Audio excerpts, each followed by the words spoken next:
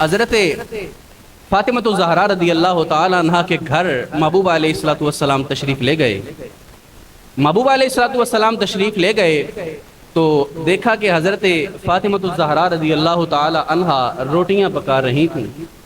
تو محبوب علیہ السلام جب گئے تو آقا کریم صلی اللہ علیہ وسلم نے فاطمہ کو مخاطب کر کے کہا، فاطمہ مجھے لگ رہا ہے کہ تم تھک گئی ہو، مجھے لگ رہا ہے تم تھک گئی ہو، تم ایسا کرو کہ تم آرام کر لو، تمہاری جگہ پہ میں روٹیاں لگا دیتا ہوں۔ وہ محبوب جس کے لیے رب نے یہ ساری کائنات بنائی، وہ محبوب کے جس کے بارے میں رب نے کہا لولاک لما اظہرت ربوبیہ، میں نے اپنے محبوب کو نہ پیدا کرنا ہوتا میں اپنا رب ہونا بھی ظاہر نہ کرتا۔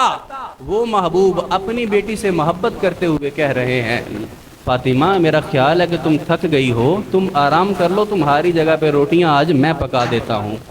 محبوب علیہ السلام نے کہا، فاطمہ تم آرام کرو، روٹیاں آج میں لگا دیتا ہوں۔ نبی علیہ السلام نے کچھ روٹیاں لگائیں اور واپس اپنے گھر چلے گئے۔ نبی علیہ السلام گھر چلے گئے تو تھوڑے عرصے کے بعد تھوڑا وقت گزرا تو جناب سیدہ فاطمہ الزہرا رضی اللہ تعالی عنہا بھی پیچھے پیچھے محبوب علیہ السلام کے گھر پہنچ گئے۔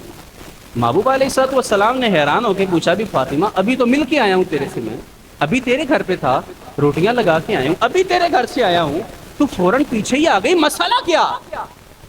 حضرت فاطمہ الزہرا رضی اللہ تعالی عنہا نے عرض کی کہ حضور ایک مسئلہ ہے، پریشان ہو گئی ہوں، وجہ کیا ہے؟ محبوب علیہ السلام نے کہا کہ ہاں فاطمہ بتا کیا مسئلہ ہے، کیوں پریشان ہے؟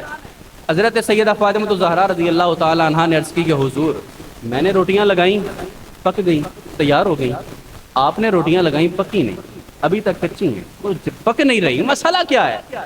محبوب علیہ السلام نے فرمایا، زہرا یاد رکھنا یہ دنیا کی آگ ہے، ایک چیز کو محمد کے ہاتھ لگے ہیں، ان روٹیوں کو میرے ہاتھ لگے ہیں، اور یاد رکھنا یہ دنیا کی آگ ہے، جس چیز کو محمد کے ہاتھ لگ جائیں اسے دنیا کی آگ کیا کہہ سکتی ہے؟